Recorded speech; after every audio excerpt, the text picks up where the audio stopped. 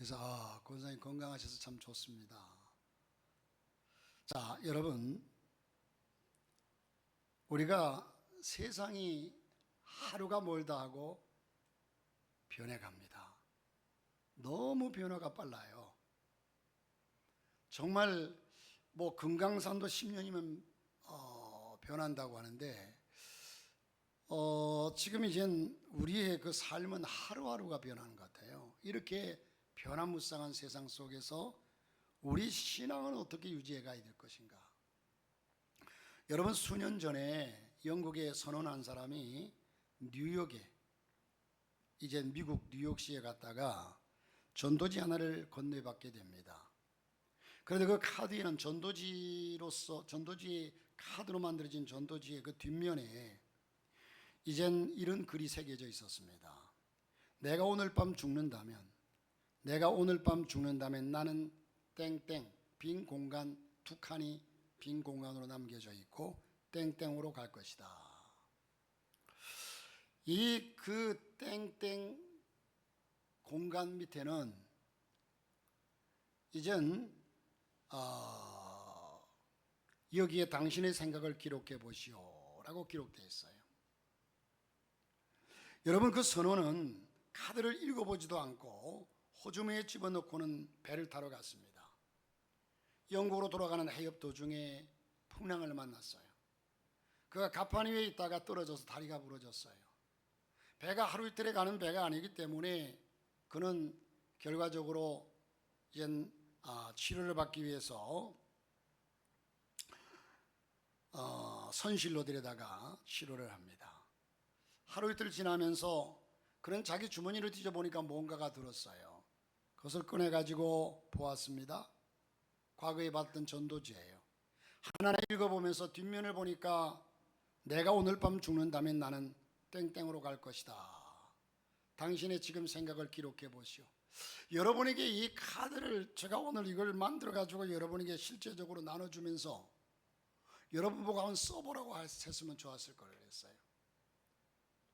자, 지난 삶을 돌아보니까 거기에 천국이라고 써놓을 자신이 없었어요. 이 사람은 천국이라고 써놓을 자신이 없었습니다. 그렇다고 지옥이라고 써놓기도 싫었습니다. 여러분, 그는 누워있는 동안 만일 사고가 크게 나서 내가 죽었더라면 어디가 있었을까? 지금 어디가 있을까? 생각하니까 아찔합니다. 그래서 새로운 삶을 살 것을 결심하게 되고 그는 영국에 도착해가지고 가장 먼저 교회를 찾아서 목사님과 상담하고 복음을 받아들이고 예수님을 영접했다는 겁니다. 사랑하는 성도 여러분, 우리가 인생 가운데 여러 가지 사고와 힘든 일들을 만나게 됩니다. 하지만 요나와 같이 그 풍랑으로 인해서 더 하나님께로 가까이 가는 기회가 되시기를 주의 이름으로 축복합니다. 오늘 본문의 말씀을 통해서 사도 바울은 자기의 삶이, 여러분, 사람이 살면서 가난하게 살던 사람이 그 가난을 이겨나가고 똑같이 가난하게 살아간다면 그것은 그렇게 힘들지 않아요. 왜? 가난하게 살아왔으니까. 그런데 부자로 살던 사람이 한순간에 망해가지고 바닥에 떨어졌어요. 집도 그 큰 집에 살던 사람이 조그만 단칸방에 들어와 살게 돼. 얼마나 힘든지 몰라요. 이 얘기는 사도 바울은 여러분 지금까지 고난 속에 고통 속에 이렇게 어렵게 살던 사람이 아니라 부와 명예와 모든 것을 다 가진 권력을 가진 사람이었어요. 그런데 그가 그 한순간에 그 모든 것을 다 버리고 바닥으로 떨어진 게 아니라 일부러 바닥으로 내려와서 그가 살면서 그의 고백이 나는 만족하다. 만족을 고백하고 있어요. 이 삶을 우리가 생각해 보면서 그의 신앙이 어떻게 환경이 그렇게 자기 처지와 모든 게 바뀌었는데도 신앙이 바뀌지 않았을까? 변치 않았을까? 첫째는 여러분, 사람이 살아가는 동안에 어떤 형편이 닥칠지 아무도 예측할 수 없습니다. 아무도 예측할 수 없습니다. 자, 여러분, 엊그제 젠슨 황이라는 사람이 TV에 나왔는데 이분의 관상을 아주 한국에선 관상 전문가의 최고의 전문가가 그 사람 관상을 쭉 얘기하는데 뭐 이마는 어떻고 눈은 어떻고 볼은 어떻고 또 뭐 코는 어떠해서 뭐 거부가 될 거고 뭐 쭉 얘기를 하더라고요. 근데 제가 가만 생각해 보면서 그 젠슨 왕이 지금 거지가 되어 가지고 있는데 그 관상을 봤다면 그 관상을 지금처럼 얘기할 수 있을까? 어쨌든 젠슨 왕의 관상은 너무너무 잘 될 관상이래요. 이미 잘 돼 있는 사람 보면 관상을 보면 다 잘 된다고 얘기할 수밖에 없지 않느냐. 그 아무도 모르는 정말로 가난하고 힘든 사람을 데려와서 관상도 한편으로 보면 이제 그 통계학적으로 보면 일리는 있는 얘기예요. 그게 통계학적으로 나온 그러니까 이렇게 생긴 사람은 이런 성품을 가졌고 이렇게 생긴 사람은 보편적으로 그런 거 그게 다 틀리다고 얘기할 수는 없어요. 자, 그런데 어쨌든 우리가 이젠 저와 여러분이 하나님 앞에서 우리의 삶 속에 누구를 만원하고 그렇게 태어났다고 해서 그 사람은 처음부터 금수저로 태어나서 금수저로 죽느냐? 여러분 지금 세상이 변화무쌍하고 세상에 특별히 여러분 하루에 뉴스를 보다 보면은요 매일같이 어제 죽은 사람 오늘 얘기하고 내일 모레 얘기 이게 아니라 어제 죽은 사람 어제 얘기하고 오늘 죽은 사람 오늘 수없이 많은 사람들이 사고와 고통 속에서 여러분 이렇게 세상이 발달하고 이렇게 한 세상 속에서 여러분 얼마 몇 해 전에 어떻게 이태원에서 154명이 죽습니까? 어떻게 그 세월호에서 그 많은 학생들이 죽어갑니까?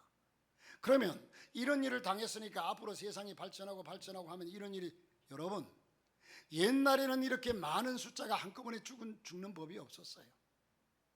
세상이 오히려 이렇게 편리하고 이런 세월이 가면 갈수록 더 큰 사고와 더 큰 어려운 일들이 닥쳐옵니다. 더 큰 사건들이 터져 나와요. 세상이 변할수록. 지금도 여러분 수없이 많은 사람이 아마 모르긴 해도요 이 대한민국의 병원들이 암을 선고하는 율이 하루에 수십 명씩 될 거예요. 당신 조직검사 해보니까 암이요 하는 사람들이 암으로 판명되는 사람들이 하루에 수십 명일 거예요. 그러니까 지금 다시 말해서 저와 여러분이 그 속에 암으로 판정받는다 아니면 사고로 고난을 당하고 죽음을 당한다 이 속에 내가 포함되지 않는다라고 하는 법이 없다는 거죠. 우리가 앞으로 어떤 일을 당할지 모른다는 겁니다. 예측할 수 없다는 겁니다. 그것은 우리의 환경이 언제나 변한다는 의미입니다. 그래서 옛사람들은 인생의 삶을 파도로 헤쳐가는 일엽편주 무슨 말입니까? 망망대해를 향해 가는 작은 나뭇잎 한 잎사귀 같은 배. 여러분 바다에 가가지고요 큰 배를 타면 그 큰 배는 파도가 와도 그냥 잔잔하게 그냥 지나가요. 그 작은 배들은요 가끔씩 이제 낚싯배를 한 번씩 타보면 작은 배잖아요. 그럼 옆에 배가 한 대 지나가면요 파도가 쳐서 막 뒤집어지려고 이렇게 흔들려요. 여러분 그러므로 이렇게 일엽편주 작은 나무 잎사귀에 비유하고 있습니다. 이런 작은 배를 타고 망망대해를 건너가는 것이 인생이라는 거예요. 옛사람들은 그렇게 표현했어요. 옛사람들의 지혜와 표현이 다르질 않아요. 의미가 있습니다. 얼마나 거센 파도에 출렁거리며 힘들었겠습니까? 또한 신학자 폴 틸리라고 하는 분은 이렇게 얘기합니다. 우리의 삶의 근원은 언제나 흔들리는 터전이다. 흔들리는 터전. 사람이 여러분 바닥에 내가 서 있는 자리가 흔들리면 그처럼 불안한 게 없어요. 지진이 났어요. 우리는 지진을 경험해 보지 않았지만 지진이 많은 나라에서는요 지진이 나서 막 땅바닥이 흔들리면요 이게 얼마나 무섭습니까? 얼마나 무섭습니까? 여러분 내가 서 있는 자리가 튼튼해야 되는데 이 서 있는 자리가 뭔가 내가 사다리에 올라갔습니다. 밑에 사다리 좀 붙잡아 달라고 그래. 붙잡는 사람이 옆으로 좀 잠깐 몸 볼 일 보러 갔어요. 이게 흔들려요. 얼마나 불안합니까? 그래서 우리의 터전이 흔들리는 터전이다. 틀린 말이 아닙니다.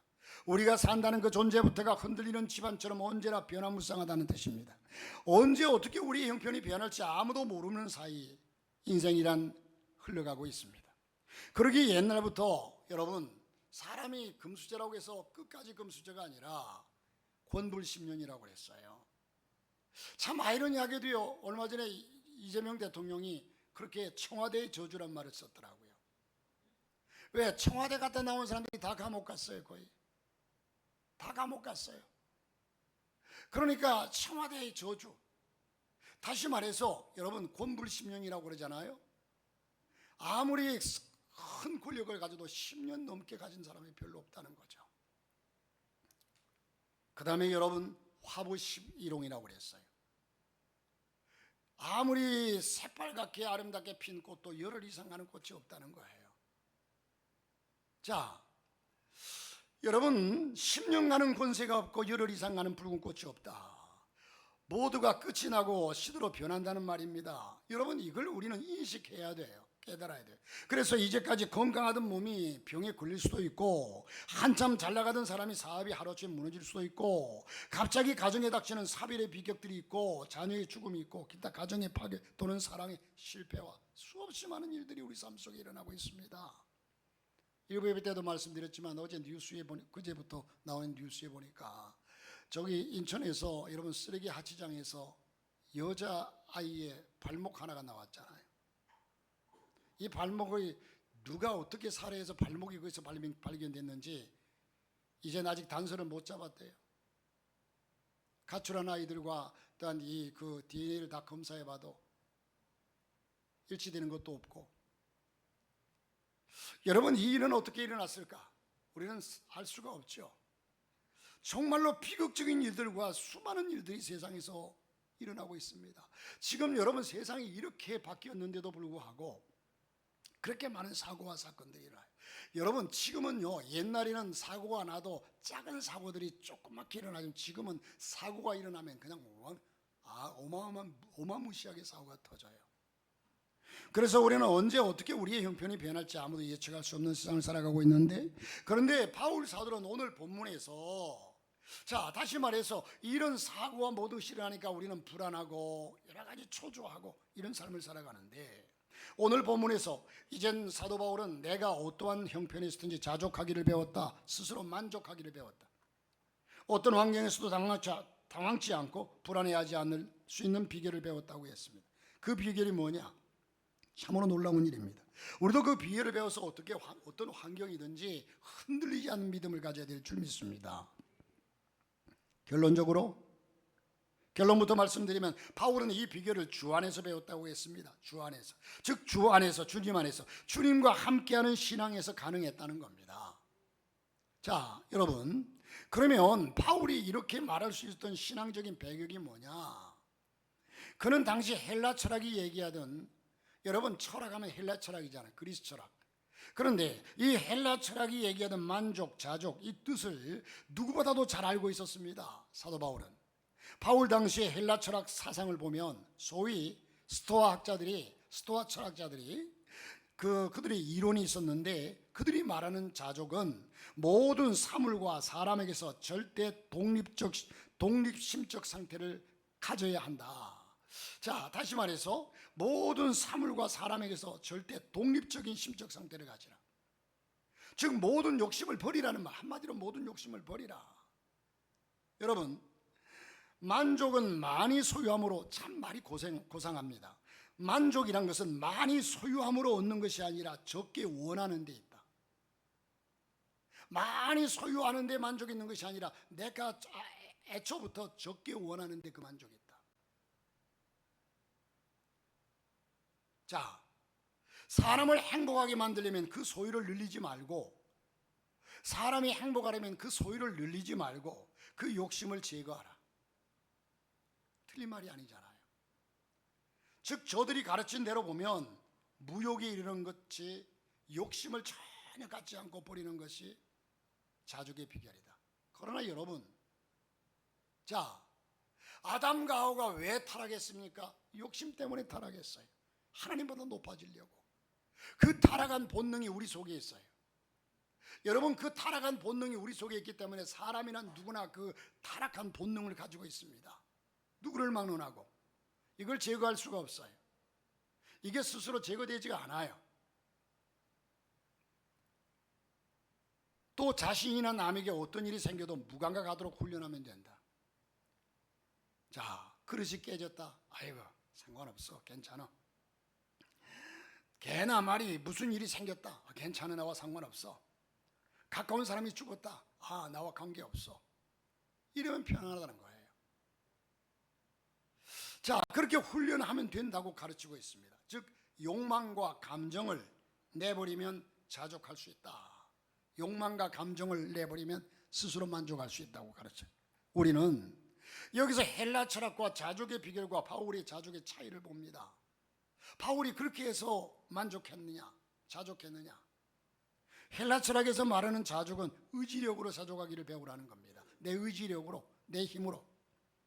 그러나 사도 바울은 내게 능력 주시는 자 안에서 내가 모든 것을 할 수 있느니라. 하나님의 은혜로 하나님 능력으로 된다는 거예요.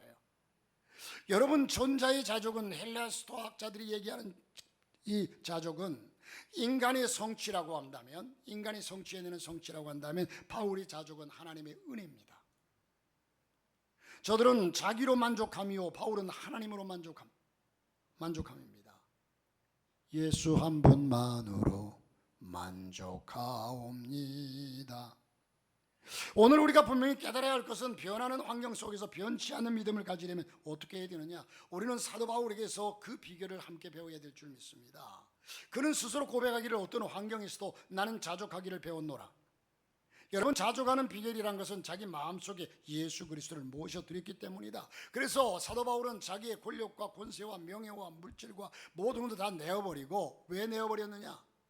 예수를 생각하는 예수가 가장 소중한다는 사실을 깨달았기 때문에 그 모든 것이 의미가 없어졌다는 거예요. 예수 그리스도가, 세상 사람들은 스스로의 의지력으로 자족을 지켜가려고 하지만 바울에게는 그런 방법이 아니었습니다. 그가 어떠한 환경에서도 자족을 지킬 수 있었던 것은 예수 그리스도 안에서 가능했다고 자백했습니다. 예수 그리스도 안에서 가능했다. 즉, 자기에게 그렇게 살 수 있도록 힘을 주시는 그분 때문에 가능했다는 거예요. 사실 우리가 우리 본능, 이 육체적인 본능을 지배하려면 하나님의 은혜 밖에는 지배할 수가 없어요. 내 능력으로 여러분 수양을 하고 또 해도요, 어느 한계를 벗어날 수가 없어요. 하나님의 은혜. 자족할 수 있는 힘을 그분으로부터 공급받았기 때문이라는 겁니다. 이 말은 거꾸로 말하면, 나도 예수 그리스도가 내 마음에 없었다면, 사도 바울이 예수 그리스도가 내 마음에 없었다면 나도 저들과 똑같은 사람이었을 것이다. 그러나 예수 그리스도를 모시고 나니까, 예수의 가치를 알고 나니까, 예수 그리스도의 가치를 알고 나니까 다른 사람들과 다를 수가 있었다는 거예요. 그러나 내가 이렇게 말할 수 있는 것은 내게 어떤 환경에서도 흔들리지 않고 믿음을 지키며 살 수 있도록 그런 힘을 주시는 그분 안에서 모든 것이 가능했다는 겁니다. 여러분, 그러면 바울에게 그런 힘을 주시는 예수 그리스도는 어떤 분이셨습니까? 예수 그리스도.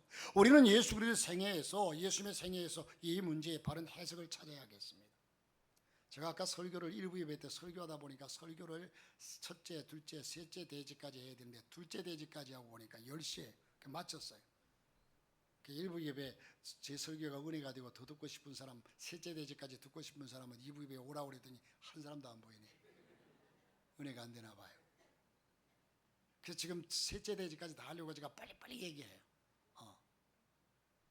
테이프가 지금 빨리 돌아가니까 여러분 빨리빨리 정신 바짝 차리고 들으세요. 예수님이 태어난 그 환경을 우리가 따져보면, 예수님이 태어날 때 유대 땅 베들레헴 태어났잖아. 예수님이 그 땅은 로마 정치 판도에서 그때 로마의 식민지였어요. 이스라엘이. 여러분, 나이 드신 분은 알지만 우리나라가 일본의 식민지하에 있을 때 얼마나 고통스럽고 힘들었습니까? 그런 환경 속에 태어난 분이 예수예요.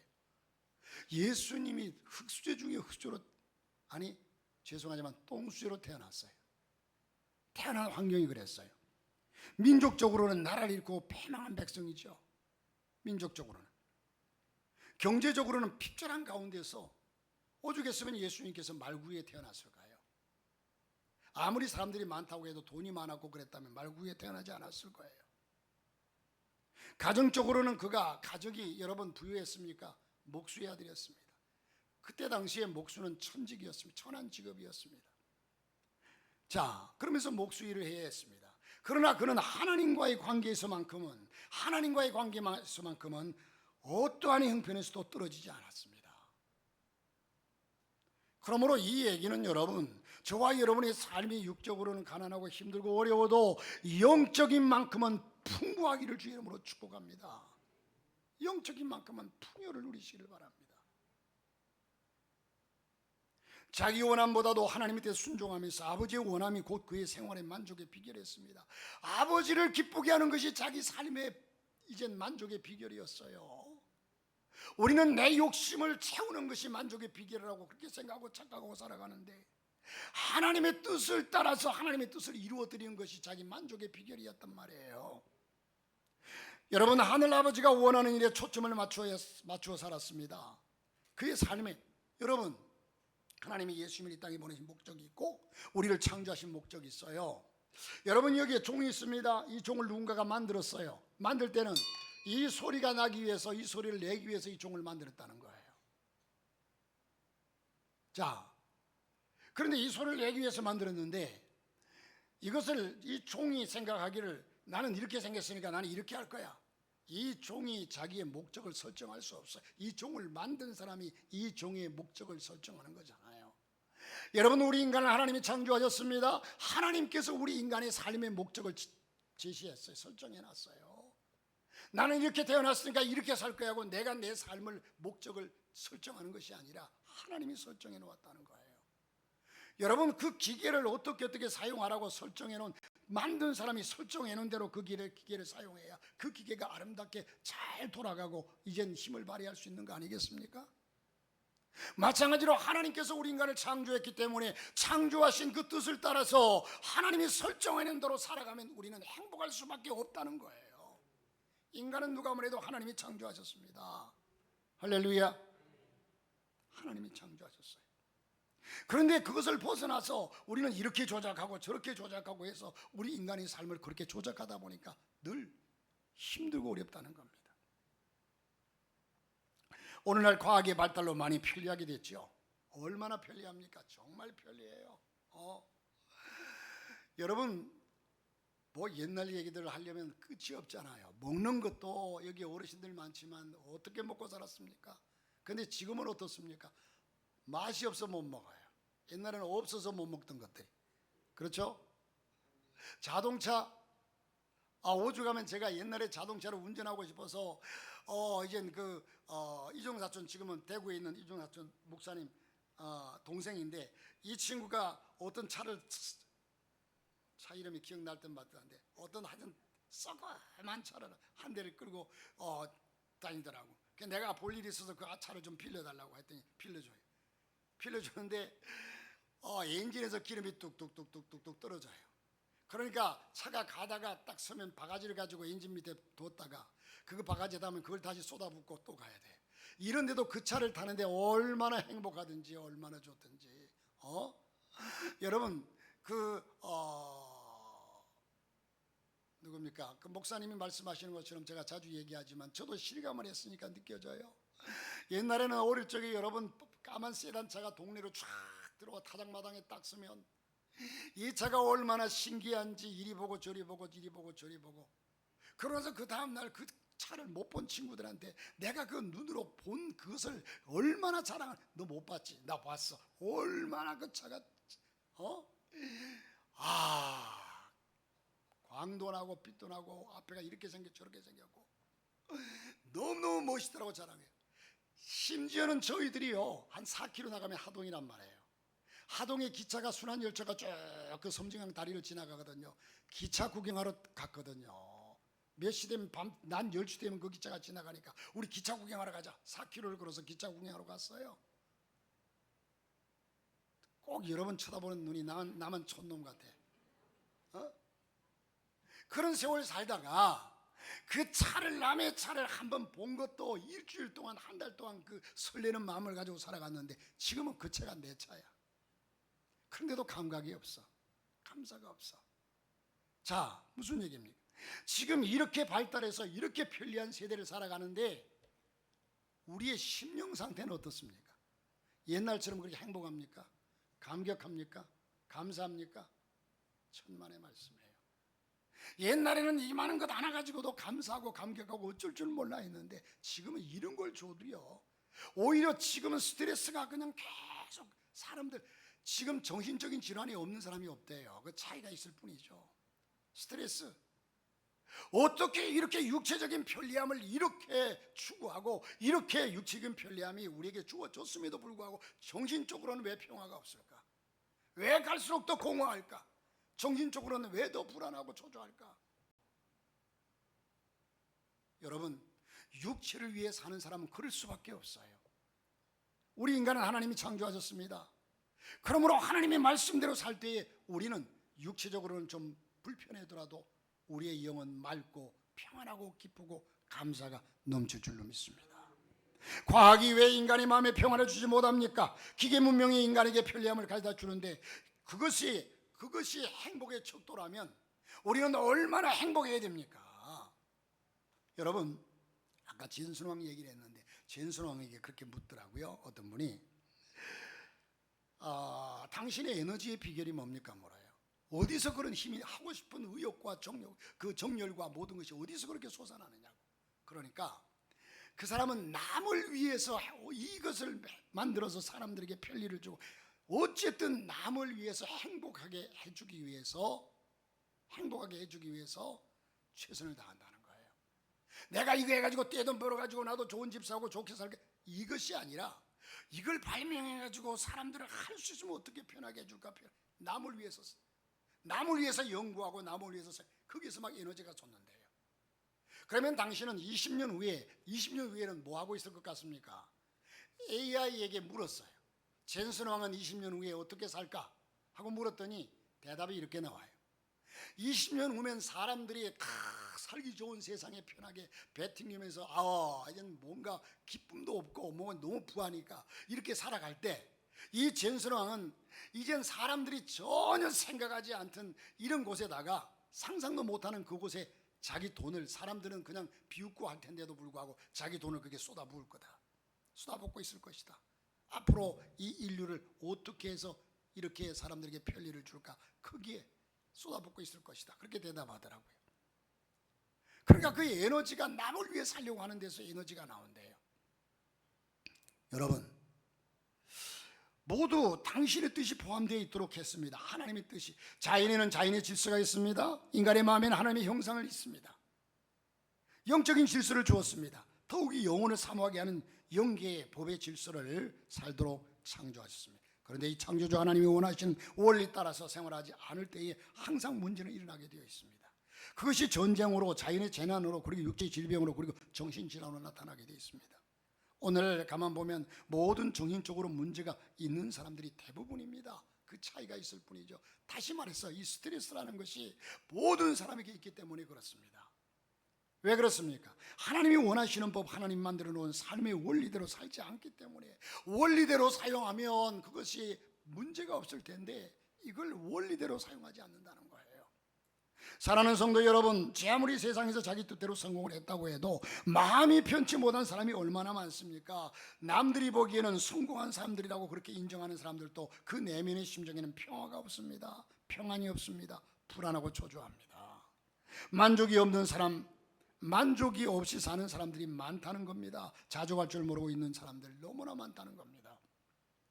그런 의미에서 바울은 일찍이 내가 어떤 형편에서도 자족하기를 배웠다, 만족하다는 거예요. 그 비결은 오로지 내게 그렇게 살 수 있도록 힘 주시는 그분 안에서 가능했다는 겁니다. 그러므로 이제 우리에게 가장 중요한 점은 바로 이것입니다. 셋째 대지가 나왔네요. 세 번째는 예수 그리스도께서 과연 내게 얼마나 힘이 되어 주시느냐가 문제예요. 그분이 내게 얼마나 힘이 되어 주시느냐. 이것은 먼저 예수 그리스도에 대한 확신한 신앙 고백이 있어야 합니다. 여러분, 제가 그 젠선왕 얘기를 자주 하는데 이 젠선왕이 또 한마디 중에 그 메시지가 거기 담겼더라고요. 결론에 대한 확신이 있는 사람은 결코 좌절하지 않는다. 결론에 대한 확신이, 내가 이거 연구해가지고 이렇게 분명히 그렇게 될 것이라는 확신이 있으면 하다가 그것이 맺히고 막히고 해도 좌절하지 않는데요. 그 얘기가 뭡니까? 천국에 대한 확신이 있는 사람은 세상에서 어떤 일에도 좌절하지 않고 실패하지 않습니다. 넘어지지 않습니다. 할렐루야. 하나님의 살아계심을 믿고 그 확신을 가진 사람은 절대로 좌절하지 않아요. 예수 그리스도께서 과연 내게 얼마나 힘이 되어 주시겠느냐? 오늘의 크리스찬들 중에는 예수 그리스도에 대한 신앙이 그저 윤리적, 도덕적, 교양적, 지식적으로만 그렇게 믿으려는 경향들이 많습니다. 그래서 환경 따라 예수 믿으려고 합니다. 곧 환경이 주어지는 대로 믿으려고 한다는 겁니다. 여러분, 환경이 주어지는 대로 예수를 믿는 것이 아니라 예수 믿는 것이 우리는 첫째가 되어야 된다는 거예요. 이게 하나님이 창조하시는 원리예요. 이럴 때에 언제나 아직도 내가 먼저이고 나 다음에 예수님입니다. 솔직히 그렇지 않습니까? 내가 먼저이고 나 다음에 예수님이에요. 그러나 성경은 말합니다. 나보다 먼저 예수님이라는 거예요. 나보다 먼저 하나님이라는 거예요. 여러분, 세대가 어떻든 간에 성경을 나는 성경대로 말씀드릴 뿐입니다. 이런 사람은 내가 있어야 예수 있고, 내가 있어야 예수가 있고, 내 사업이 잘 되고 나서야 신앙도 있고, 내가 성공하고 나서야 예배 생활도 있는 거예요. 이게 원리입니까? 이게 성경입니까? 너희는 먼저 그의 나라와 그의 일을 구하라. 여러분, 그러므로 환경 따라 신앙은 있을 수도 있고 없을 수도 있게 됩니다. 그러한 믿음 안에서 예수 그리스도가 아무런 힘이 되지 못합니다. 이런 사람에게는 예수 그리스도가 능력을 행하지를 못합니다. 예수가 먼저 내 삶의 우선이 될 때에, 내 사업보다 예수가 먼저, 예배가 먼저 우선이 될 때에, 그때 하나님의 능력이 내게 나를 지배한다는 거예요. 내게 능력 주시는 분 안에서 내가 모든 걸 살 수 있다 고백합니다. 바울 신앙과는 완전히 우리는 다른 모습으로 살아가고 있습니다. 오늘 나의 신앙은 어떻습니까? 깊이 반성해 보아야 됩니다. 바울은 이러한 신앙을 가졌을 때에 예전에 좋게 여기던 모든 것을 분토같이 버릴 수 있었습니다. 여러분, 왜 내가 예수를 아는 지식이 가장 고상함을 인함이로라. 밭에 감추인 부활을 발견한 농부가 밭에 감추인 부활을 발견하고서 혼자 좋아 기뻐 어쩔 줄 모르는데, 그것을 내가 소유하기 위해서 집도 팔고 모든 것을 다 팔고서 사람들은 비웃습니다. 조롱합니다. 그러나 사람들의 비웃음과 조롱이 전혀 개의치 않아요. 그래, 욕하려면 욕해라, 비웃으면 비웃어라. 세상과 나는 간 곳 없고 구속한 주만 보이도다. 이것이 나의 간증이요, 밭에 감춘 부활을 발견한 농부의 마음이라는 거예요. 이거 발견하고 나니까요, 비웃음도 뭣도 다 소용없어요. 우리가 예수 그리스도의 가치를 바로 발견하고 나면 세상까지 부러울 게 없어요. 오늘 나만 미쳤나 봐요. 여러분의 마음은 그냥 목사님이 세상을 몰라도 저렇게 모를까 하는 사람이 딱 세 사람 있는 것 같아. 미쳐야 돼요. 미쳐야 돼. 바울아, 내가 미쳤도다. 네 학문이 너를 미치게 하는도다. 자, 여러분, 그렇게 자랑하던 혈통과 족보도 그들에게 힘들게 얻었던 헬라의 모든 학문도, 그리고 목숨만큼이나 소중했던 세상의 명예도 아까울 것이 없이 다 내놓을 수 있었습니다. 그러나 우리는 아직도 그 반대편에 서 있습니다. 세상이 좋은 것을 수여하기 위해서, 세상적인 명예를 보존하기 위해서 그것들 때문에 예수 그리스도를 마음속에 수여하지 못하고 있는지도 모릅니다. 언젠가 텔레비전에서 어느 정치 입문생의 부부가 인터뷰를 하는 것을 봤습니다.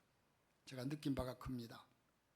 미국에서 변호사 자격을 따가지고 변호사 개업을 하던 분이었는데, 이번에 한국 정치에 입문해가지고 그 아내가 굉장히 반대를 합니다. 왜 정치를 하려고 하느냐, 왜 정치계에 발을 들여놓으려고 하느냐고 아내는 극구 말렸습니다. 그런데 나중에 부인이 제시하는 조건을, 당신이 꼭 그렇게 정치를 하려면 내가 제시하는 이 조건을 지킬 수 있다면 정치를 해라. 그래서 그 조건을 수락하는 조건에서 허락을 해줬는데, 그 부인이 제시한 조건이 뭔 줄 아십니까? 정치를 해도 첫째, 주의를 거룩하게 지킬 것, 둘째, 술은 입에 대지 말 것, 셋째, 정치인으로서 절대 거짓말하지 말 것. 이 세 가지를 지키겠다고 약속을 할 수 있었다고, 그래서 허락할 수 있었다고 얘기를 하는 것을 제가 직접 들었습니다.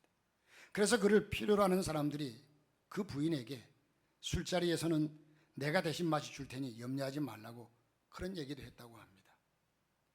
자, 아무튼 여러분, 내 귀에 번쩍 들린 것은 아무리 바빠도 하나님께 예배드리는 것이 최우선으로 해야 된다는 말.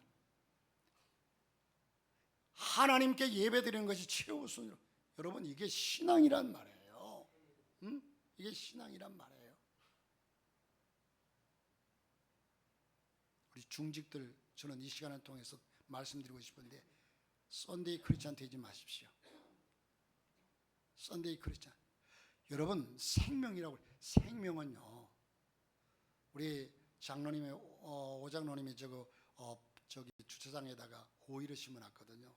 제가 지난번에 며칠 전에 물을 쭉 한번 줬는데 이틀 뒤에 가보니까 시들시들 해가지고 이게 그냥 다시 물을 갖다가 그 뚫어놓은 구멍에다가 위에다가 쭉 줬더니 또 다시 소생해. 그래서 그때부터는 매일같이, 어제도 주고 그제도 주고 매일같이 줘요. 무슨 살아있는 것은 돌봐야만이 그렇게 살아서 열매를 맺고 하죠. 가끔씩 들여다보면 열매 못 맺어요. 말라 죽어요. 우리 신앙은 생명이에요.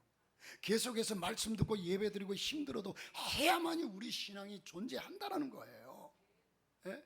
여러분 와서 꽃밭을 보지만 저 꽃밭에 우리 장로님하고 저하고 매일같이 물 주고 매일같이 물 때마다 잡초 뽑고 이러니까 지금 존재하는 거죠. 한번 심어놨다고 해서 저 꽃밭이 저렇게 존재할 수가 없어요. 지금 여러분, 우리 교회 이쁜 사람들이 양귀비가 지금 그냥 얼마나 활짝 피어 있습니까? 양귀비 어디서 몰려왔는지. 양귀비가 우리 신앙이 그래요. 형식만 크리스찬이 아니라 생명력 있는. 새벽기도 나오는 사람들은 문제가 많아 새벽기도 나오는 줄 아십니까? 예? 나는 문제가 있어서 새벽기도 안 나가면 안 돼. 모든 것이 그 하나님과의 관계와 신앙의 차이예요. 그 사람들은, 여러분, 수요일날 나오고 금요일날 나오는 사람은 시간 많아가지고 그냥 나오는 줄 아십니까? 남는 게 시간이라서. 천만의 말씀이에요. 여러분, 생명이란 것은 죽고 사는 문제입니다. 우리 교회는 정말로 세상이 어떻게 변해가든 간에, 내가 지금 너무나 현실과 동떨어진 얘기를 하고 있는지 모르지만 신앙은 하나예요. 세상은 변하여도 우리의 신앙은 변치 말아야 합니다. 생명입니다. 생명입니다. 살아있어야 합니다. 껍데기만 가지고 있다가 주님 앞에, 여러분, 지금 여러분에게 나는 오늘 죽는다면 어디에 있을 것이다 한번 써볼까요? 어떻습니까? 확신이 없으면 지옥 가는 사람이에요. 확신이 없으면 지옥 가는 사람이에요. 그렇지 않습니까? 확신 있게 쓰는 사람만이 천국 가는 사람이에요. 왜? 나는 예수 그리스도로 말미암아 천국 갈 수 있어 하고 믿는 사람만이 천국 가거든요. 사랑하는 성도 여러분, 세상은 변하고 또 변하여도 우리 하나님은 어제나 어디나 영원토록 동일하시다고 했습니다. 우리는 거슬려 가는 사람들입니다.